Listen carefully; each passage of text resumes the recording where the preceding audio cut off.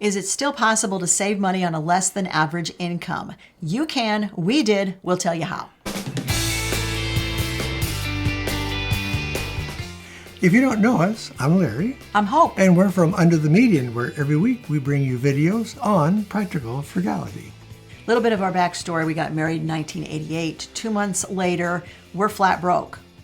We are each making about $1-ish or so above minimum wage. We are spending consistently more than we're making every single month. Living paycheck to paycheck really didn't describe it because we were kind of going in the hole every single month. We were. And we figured out that we needed to figure out how to handle our finances in really, really short order. So we became students of how to save money. And that's what we'll talk about in this video. Fast forward, by the way, 22 years and we paid cash for the house that we're currently living in. And yes, we had 4 children at the time at home. In this video, we'll tell you exactly how we did that.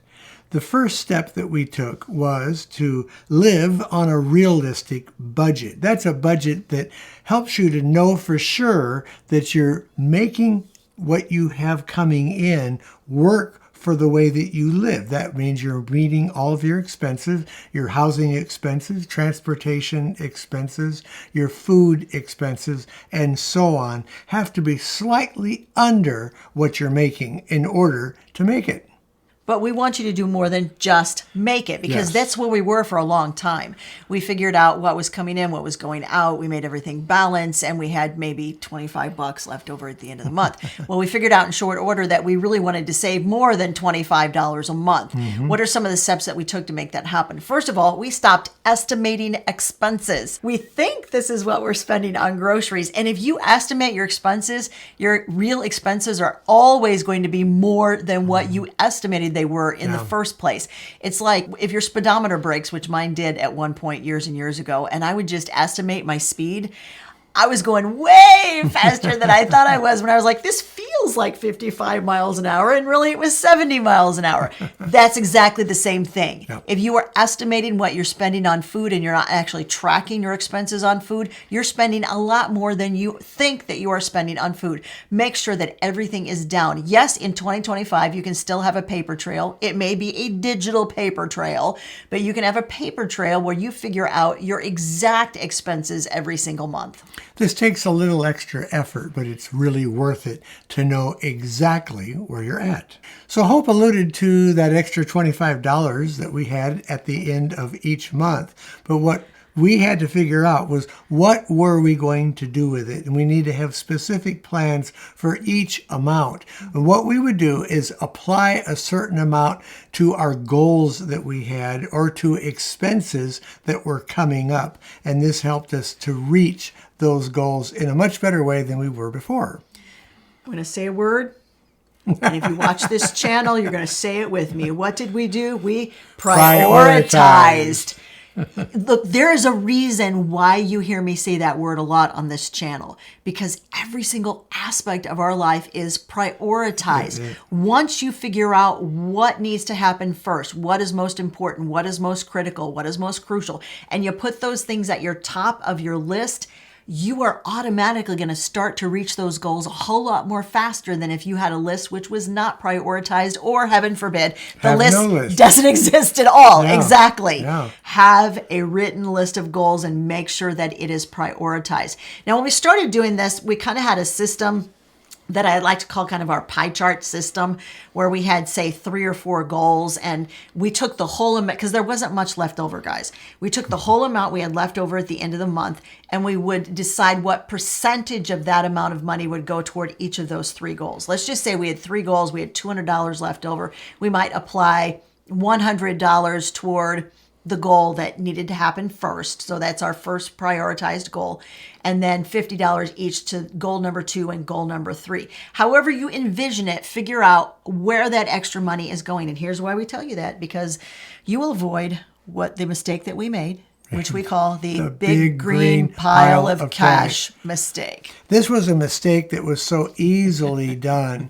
We had a big basically pile of savings in our savings account, and we thought, oh, we have this amount of money, we can spend it on getting a newer van. And we spent a lot of money. We really overspent what we should have spent on it, because by buying an expensive van, we then did not have money that we needed for other goals that came up later because we hadn't planned on them. So lack of planning means that you're going to make mistakes. Here's the third thing you need to do if you're going to save money on a low income, and that is become a student of ways to save money. Now, we never say become a master of ways to save money or become an expert at ways to save money, because those words denote that you've arrived, that you've learned everything there is to learn. So we always like to say, even after all these years of saving money and living frugally, become a student of ways to save money.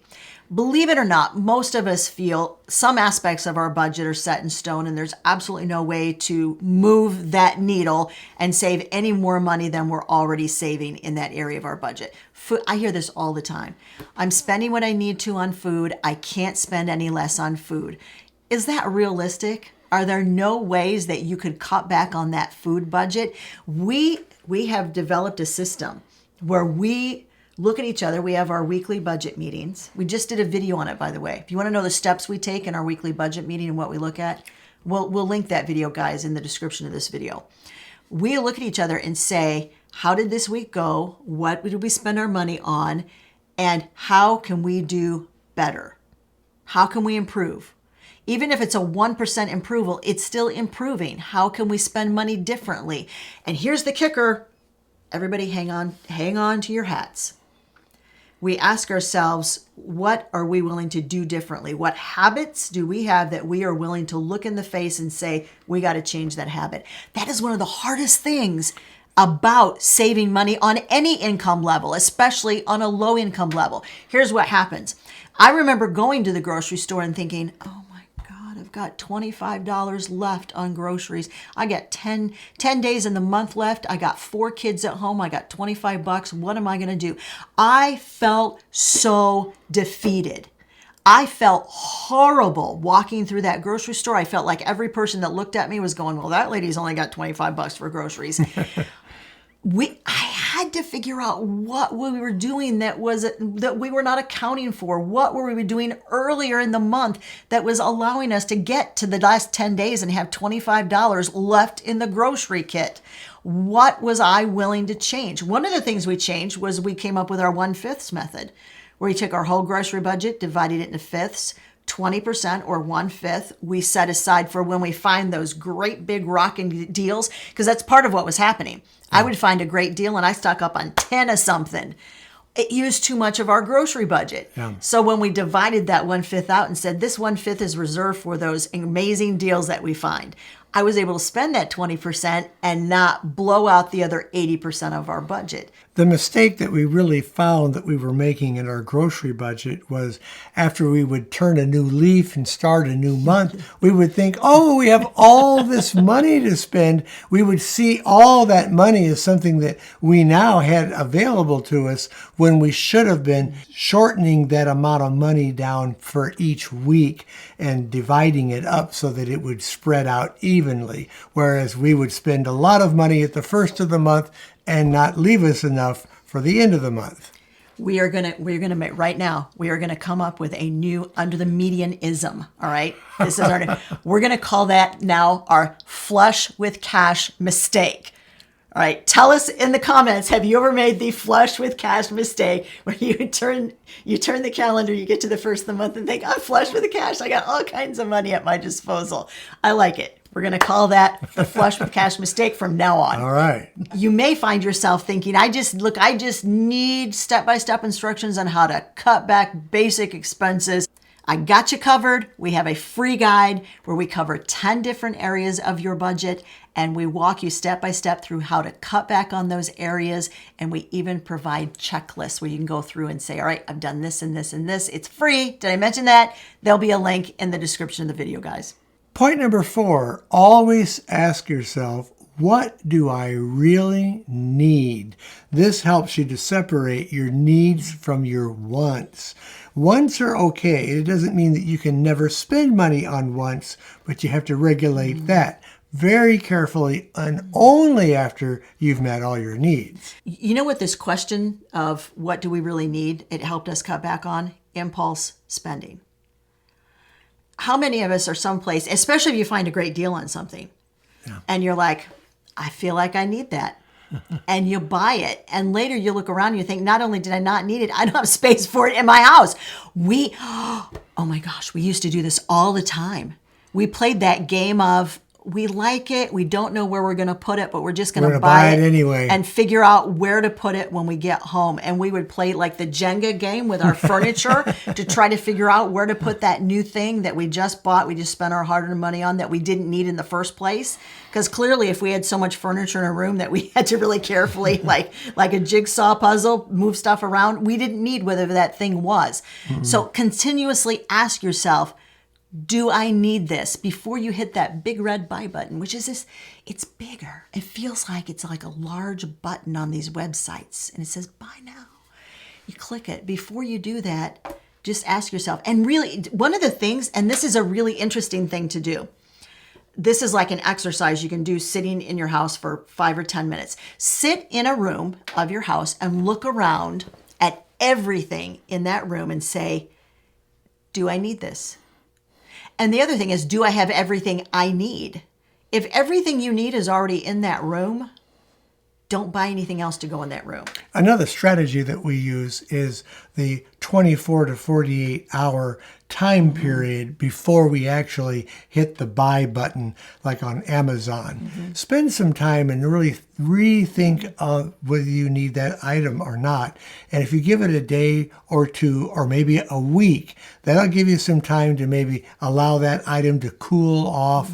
And you may decide, well, I really don't need that item. It was just a moment of wanting at the time, and that's relaxed now, and we're moving on. Here's something else we do that you might find helpful. The fourth quarter of every year, you can do it any quarter of the year. It doesn't matter, but we do it in the fourth quarter because it just makes like sense to us.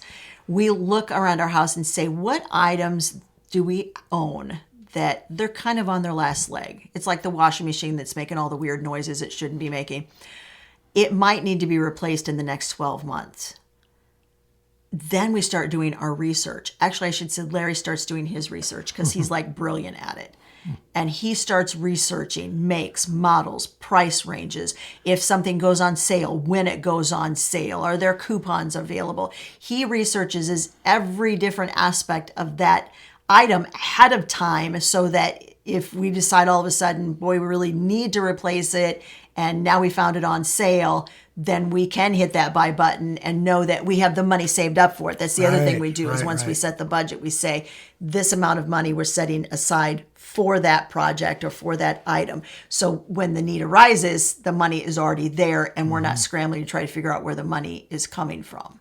Another thing that we avoid like the plague is we don't spend our free time online shopping like on Amazon or Marketplace. If you just go there and just start browsing, that can probably cause you to spend money that you don't have or money that you haven't planned on spending.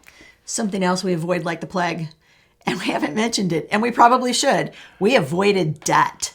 Yes. We refused to go into debt for things. But one of the reasons that we were able to do that is that we immediately put money set it aside for an emergency fund. That's the first thing that you should do with any extra money. You got extra money left at the end of the month and you don't have an emergency fund, you sock it aside for that emergency fund. In fact, we would suggest that you sell some things if you need to make sure that you have that emergency fund. Did you know, according to the U.S. government, whom we trust implicitly, that 4 out of 10 Americans can't afford a $400 emergency. They would have to take a loan or borrow money from friends. And so that is an alarming statistic. Make sure that you have your emergency fund set aside. That emergency fund saved us time and time again, because we knew if something happened up to, say, a couple $1,000s, we weren't going to have to panic because the money was there. And that gave us so much peace of mind knowing that we had something kind of undergirding what we're doing on a day-to-day basis in case something unexpected happens. And you can be sure something unexpected will happen. Here's something else we did. And you may not think of this word in conjunction with your finances, but we would encourage you to think of your finances with this word and to implement this tip. Gamify everything. We were constantly creating little mini challenges for ourselves. Oh, look, we spent $450 on food this month. Let's challenge ourselves. I'll bet we can spend $400. We were constantly setting up these situations where we were encouraging ourselves to do just a little bit better.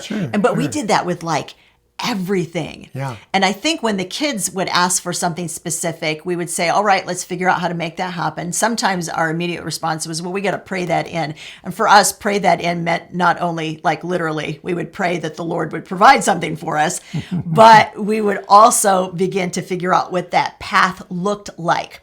You need a clear path. Yeah. If saving money is your goal, that's not a clear path.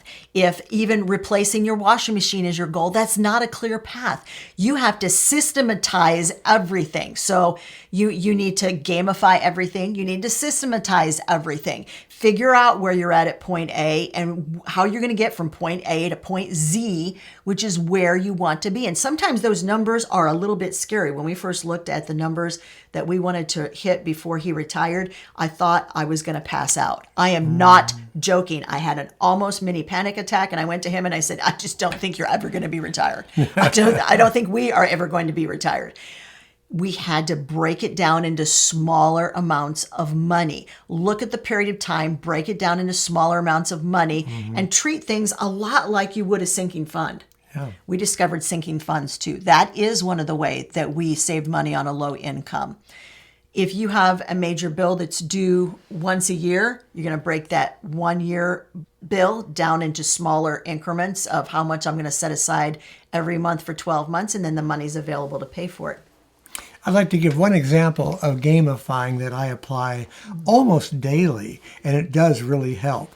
Each of our cars gets a certain amount of good mileage if you drive them carefully.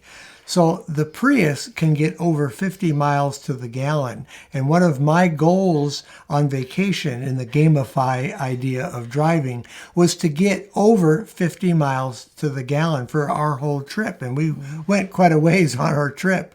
Altogether, we did do about 52 miles to the gallon. And on my other car, the Honda Fit, I try to get over 40 miles to the gallon. And most of the time I can get 44, 40, maybe even 45 miles to the gallon if I'm careful to drive there. And what I try to do, if the road isn't busy and there's not a lot of traffic on it, I'll just go a little under the speed limit and just let the car take us home. So there are different things you can do to gamify or make your budget work to let it go and stretch your dollars. It's an amazing thing. And it is a point of satisfaction when you reach those goals. Couple other things in the gamify section of this. And we hope you guys can tell that, like, we have a couple little notes in front of us, but this is our real experience that we are sharing with you. Oh, yeah. This is absolutely genuine. These are the things that we really honestly did. Involve your kids in the gamification of finances.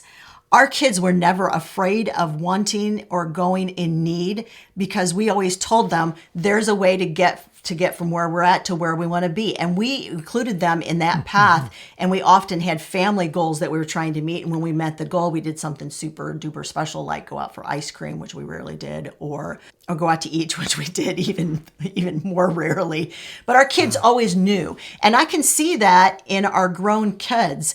And it made me think of that because you said our goal on vacation was 50 miles to a gallon.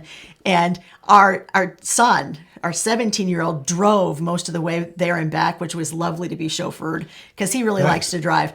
And at one point, Larry looked at him, he goes, what's your average MPG? And he looked at his dad, didn't even bat an eye, said 52.6 miles per gallon. And he knew exactly what he was averaging for miles per gallon. He tracks it. He actually tracks it. He drives Yeah. my Prius all the time. And I look at my little book where we track all of our information for our cars, the fill-ups and Yeah. miles per gallon, things like that. He has it all filled in very neatly in his nice does. little handwriting. He's good. So our kids have picked up. So if you want your kids to pick up on how to handle finances, involve them in the process.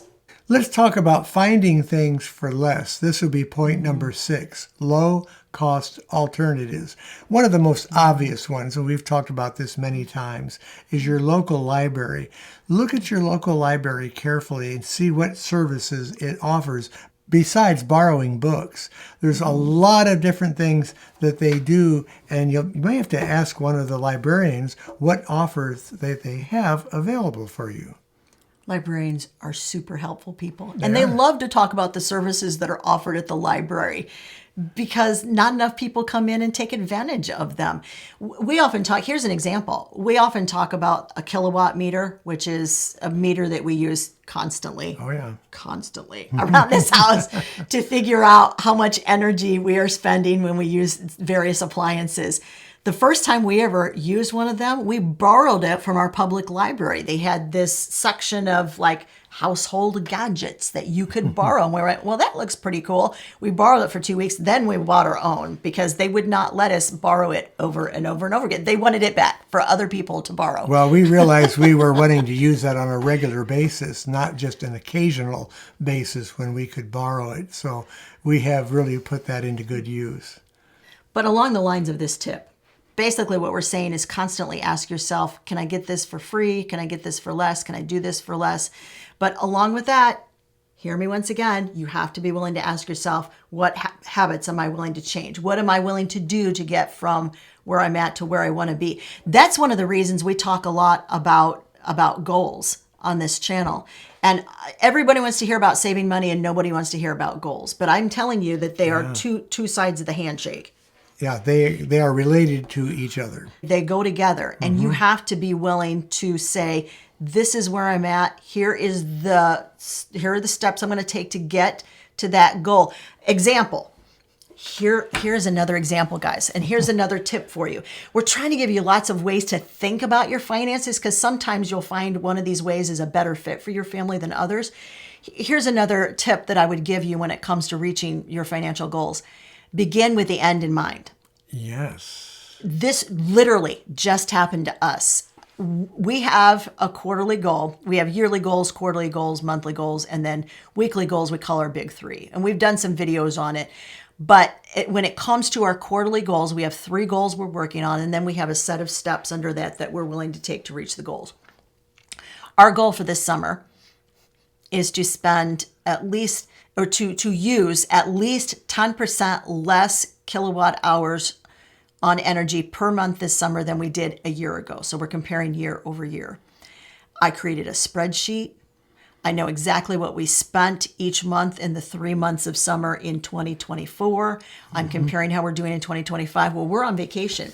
And I'm like, we're not there. The air conditioning's not on. I wonder how many kilowatt hours of energy our house is using while we're not there. And nobody's there to even turn anything on. So I went online. Our utility company lets us see real-time usage. And I'm in there. And here's where this tip comes in. Flow with me, guys. I knew what our end goal was. And I knew exactly how many days we were into our billing cycle. I was able to find out how many kilowatt hours of energy we had already used in that cycle. I knew when they told me that cycle was going to end. We were 22 days into a billing cycle. They said that they were going to bill us at 34 days into the billing cycle. That's when our bill was going to be due. So I had 12 days left in the billing cycle. I looked to see how much energy we used a year ago this month. And I subtracted what we'd already used in 22 days. I said we have this many kilowatt hours of energy we can still use and hit our goal. I divided that by 12. And I said, Larry, when we get back home, here's how many kilowatt hours of energy we can use per day and still reach our goal. That's an example of using, that is not hard math, guys. It is not. But when you begin with the end in mind and you quantify exactly what the goal is, you can use some of that simple addition, subtraction, multiplication, and division, and you can reach that goal. Larry just helped us. Did you see that right there? That was his helper thing of... That was a lamp that we don't really need, so let's shut it off. And that's a really good idea around your house. If you're not using a particular lamp in a room, let's say you have 3 lamps that you use all the time in your living room. Well, are you sitting all the way around your living room so you need all 3 of those on? Probably not. So cut down what you really have to have on. Here's another thing we did, another way that we saved money on a low income while raising kids. And that is, we figured out ahead of time what we were going to do with any additional income that came in. Yes, that's right. Bonus just didn't get spent on going out to eat. Lord knows our income tax did not go toward going out to eat. We had percentages already written out. We knew that when we got our income tax return that we were going to put 80% of it toward goals. We were going to tithe 10%, and another 10% we might spend on something that was more of an immediate need, or we might even take the kids out to eat, which we only did once or twice a year. She mentioned extra income, and it is helpful. If you have some items around your house you can sell, or you have a skill that somebody's willing to pay for, use those as your ideas of extra income to bring in a little bit more to help out during those times. When it comes to the day in, day out grind of living on a lower income and still wanting to save money, there is one thing that we cannot emphasize enough. It's being willing to make what we call frugal swaps. Yes. If you are accustomed to good coffee, which y'all know, we love coffee. Good coffee. Yeah, we do. But we were willing to look at that coffee habit and say, how good a coffee do we need? Is there an inexpensive coffee that we're like, dang, this tastes like a lot more expensive coffee? Well, the other thing that we did is we cut down how much we make every day. We cut it down by quite a bit, so we're not making as much. So now we can spend a little bit more on the coffee, but the coffee goes a lot further. Frugal swaps. Consider every aspect, every habit that you have every day and think, is there a frugal swap that makes sense that I am willing to make that will help me to reach a goal but not feel deprived? We have a lot of those frugal swaps that we use day in, day out, week in, week out, month in, month out. And we did a video with 25 of them. You want to see some of our frugal swaps? Head over there next.